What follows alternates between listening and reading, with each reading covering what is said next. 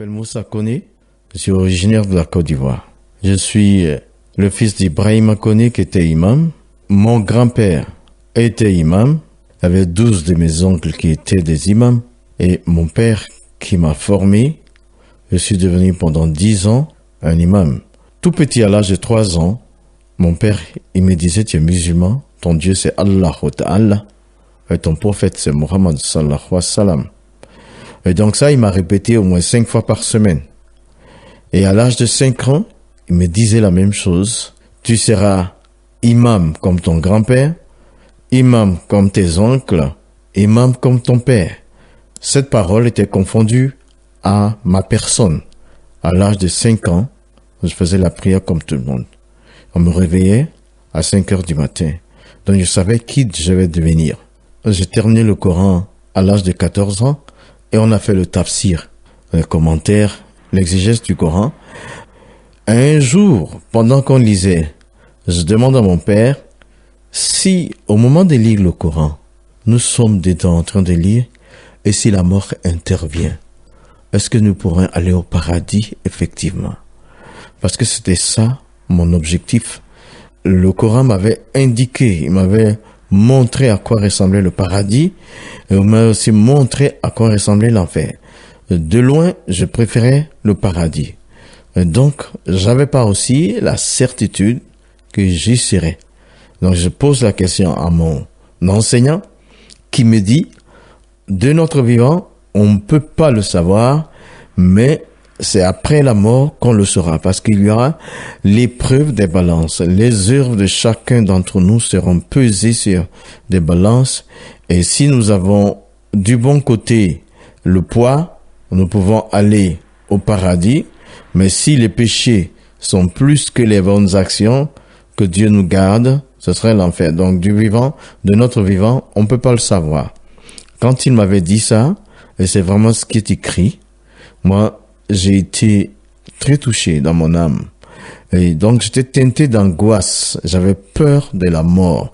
Parce que c'est la mort qui nous sépare du paradis ou de l'enfer. J'avais peur de la mort parce que j'étais pas sûr de là où je serais après la mort. Et ainsi donc, quand j'ai eu le temps de travailler à mer, je suis resté 7 ans, j'ai eu le temps de faire des investigations, de chercher pour le salut de mon âme. J'ai donc interrogé le Coran. Je commençais à travailler de 6 heures le matin à 18 heures le soir et chaque fois aux heures de prière, j'ai laissé les outils sur la plateforme de forage pétrolière pour aller prier. Et donc le soir, après ma prière de 18h30, j'étais assis pour interroger le Coran. Parce que mon âme était angoissée. J'avais une peur terrible de la mort. Je savais pas où aller après la mort. Donc je prends le Coran. Dans la sourate 100, à partir du verset 3, il dit Inna lizana li rabbih lakanudun wa innahu ala zalika la shahidun wa innahu li hubbil khair la shadidun. C'est-à-dire, l'homme est ingrat envers son Seigneur et il est témoin de son ingratitude. Donc, la 100e sourate du Coran déclare que tout être humain est ingrat. L'ingratitude, c'est le péché. Donc, la nature de l'homme que le Coran me faisait découvrir, c'est que l'homme est pécheur et il est témoin du péché qu'il commet et il sait que Dieu sait qu'il pêche. Donc, maintenant, je sais que le Coran dit que je suis pécheur, mais moi, en tant que pécheur, je veux aller au paradis. Je cherchais donc le chemin du ciel. C'est ainsi que la 101e sourate du Coran me répond. فَأَمَّا مَنْ ثَقُلَتْ مَوَازِينُهُ فَهُوَ فِي عِيشَةٍ رَاضِيَةٍ وَأَمَّا مَنْ كَفَّتْ مَوَازِينُهُ فَأُمُّهُ خَاوِيَةٌ وَمَا أَدْرَاكَ مَا هِيَهْ نَارٌ حَامِيَةٌ. Ça veut dire que si tes œuvres bonnes pèsent sur la balance plus que les péchés, tu iras au paradis. Mais si c'est l'inverse, nar hamiyat, tu iras dans le feu ardent. Alors, j'ai compris que j'ai commencé à me poser la question, comment un pécheur de nature peut avoir plus de bonnes actions que de péchés? Je ne savais pas le nombre de mes péchés à l'âge de 35 ans, et donc je ne pouvais pas savoir aussi mon séjour dans l'au-delà. C'est ainsi que j'étais encore plus angoissé que tout. Je n'étais pas prêt à rencontrer Dieu. Un soir, je prends le Coran et je découvre en plus la 19e sourate, le verset 71 et 72, qui dit « Tous iront dans le feu et que l'on va enlever ceux qui craignent Allah et que les autres vont rester dedans. » Ceci est très simple. Même si tu dois aller au paradis, les péchés ne sont pas expiés. Il faut passer par l'enfer pour payer les péchés. Mon âme était malade, j'étais plus angoissé. J'ai donc fermé le Coran et puis je suis resté assis. Le lendemain, il y a une voix qui me disait « Prends ton Coran, cherche des informations concernant Jésus. » Alors, je découvre que dans le Coran, dans la 4e, 171, il y a les titres de Jésus. Il est Al-Masir, le Messie. Il est Ruhullah, l'Esprit de Dieu. Il est Kalimatullah, il est la parole de Dieu. Il est aussi, dans la 3e 45, l'un des proches de Dieu, honoré sur terre et dans l'au-delà. Et ensuite, j'ai découvert que Jésus n'a pas de péché et que tous les autres prophètes dans le Coran avaient péché. Alors vraiment, j'ai eu de la considération pour lui en ce moment-là. J'ai compris que c'était un être de qui il fallait s'approcher, puisqu'il n'y a pas dans le Coran un autre Kalimatullah. Il n'y a personne qui soit appelé parole de Dieu, il n'y a personne qui soit appelé le Messie, il n'y a personne qui soit appelé aussi l'un des proches de Dieu, honoré sur terre et dans l'au-delà. Ensuite, il est appelé aussi Ruhullah. Donc, j'ai eu du respect pour Jésus, et puis, d'accord, j'ai gardé le Coran là. Et une fois encore, la voix me dit, prends le Coran, cherche des informations concernant la Bible. Je vais dans la 2e sourate, le verset 136, je précise, où il dit, Kulu amana billah wa ma unzila ilayna wa ma unzila ala Ibrahim wa Ismaïla wa Ishaq wa Yaqub wa Lasibati wa ma utiya Musa wa ma utiya Isa wa ma utiya Nabiyun la nufariku bayna ahad minhum wa nahnu lahu muslimun. Ça veut dire en français, Kulu. Kulu veut dire, dites. Nous croyons en Dieu, à ce qu'il a donné à Abraham, à Ismaël, à Isaac, et au livre qu'il a donné à Moïse, et au livre qu'il a donné à Jésus, au livre qu'il a envoyé aux prophètes, et nous ne faisons aucune différence, nous nous soumettons à ces livres-là. Donc, moi qui pensais que le Coran allait me montrer vraiment que la Bible est falsifiée, tel que je répondais aux chrétiens, quand j'étais seul, quand ils ont tenté de m'évangéliser, je découvre que le Coran dit d'obéir, de croire au livre que Allah a donné à Moussa, Moïse, et à Isa, Jésus. Croire à ces livres veut dire que ces livres ne sont pas faux. Et puis j'ai dit, où vais-je trouver la Taurat, qui est le livre de Moïse? Où vais-je trouver Injil, le livre de Jésus? Ils ne sont pas dans le Coran. Il y a les histoires de Moïse et de Jésus dans le Coran, mais pas le livre.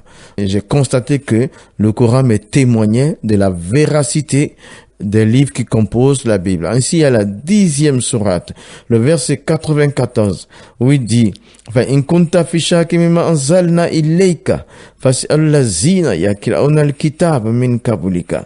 Et il y a un dialogue entre Allah, le Dieu du Coran, et Mohammed, son prophète. Il dit, si tu es dans le doute, va demander à ceux qui ont reçu les écritures venues avant toi. Les écritures venues avant Mohammed, le prophète de l'islam, c'est Taurat, Injil, Zabour. Ce sont les peuples du livre qui l'ont reçu, Ahl Kitab. Et donc, il poussait le prophète de l'islam à aller interroger ceux qui lisent ces livres. Ça veut dire que les livres-là n'étaient pas faux. Et dans ma conclusion, je peux dire que le Coran témoigne de l'authenticité de la Bible et que dans le Coran, pendant 3 mois, j'avais cherché sans trouver l'assurance de mon salut. Et puis en plus, 3 autres mois m'ont permis de voir que la Bible est la vérité témoignée par le Coran. Et les 3 derniers mois m'ont permis de savoir que Jésus est au-dessus des autres et que il est bien crucifié dans la 3e sourate, verset 55. Là où c'est écrit, Izikallahu Allah dit, Ya Isa, toi Jésus, inni mutawafika, je t'ai fait subir la mort et je t'élève à moi. Je te délivre des infidèles et ceux qui te suivent sont au-dessus de ceux qui ne croient pas en toi.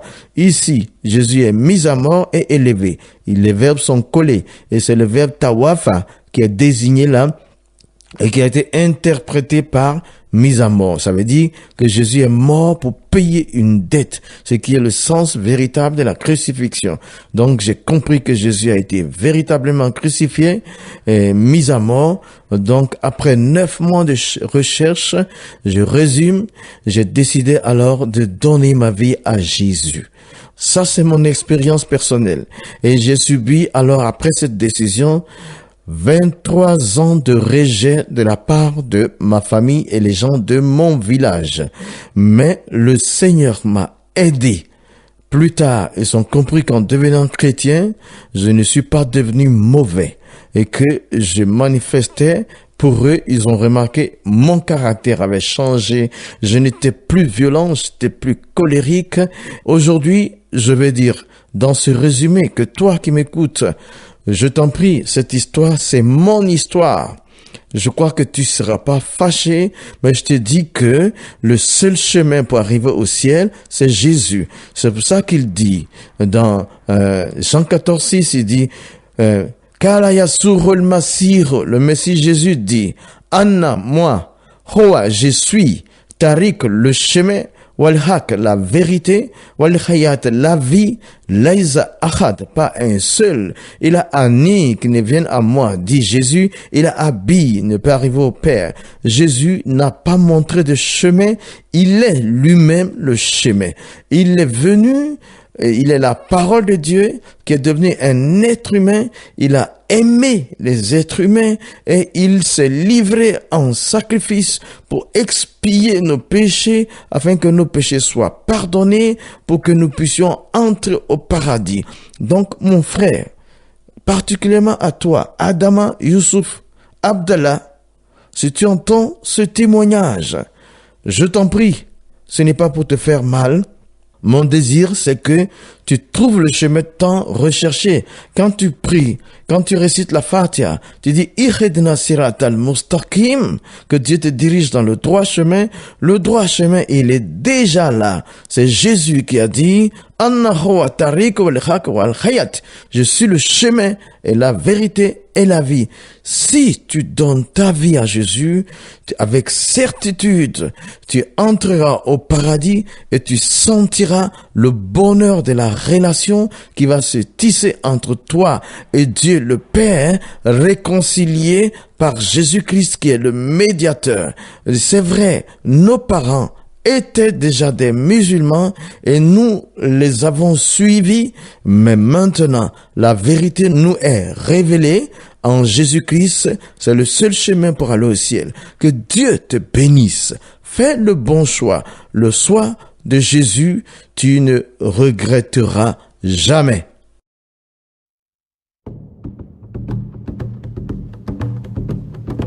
J'ai vu l'eau vive jaillissant du cœur du Christ, alléluia. J'ai vu la source devenir un fleuve immense, alléluia. Tous ceux que l'on sait, tous seront sauvés et chanteront. Alléluia, alléluia, alléluia.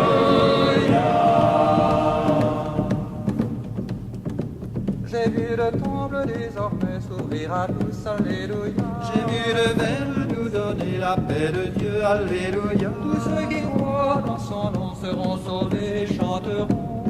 Alléluia, alléluia, alléluia.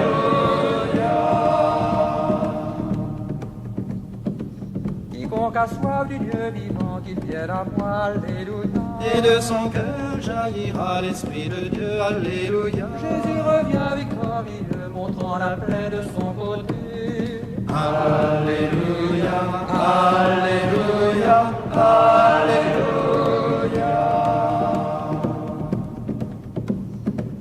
Celui qui mange ma chair et boit mon sang, alléluia. En vérité, je vous le dit, demeure en moi et moi en lui. Les fils de Dieu chanteront au festin de l'agneau. Alléluia, Alléluia, Alléluia.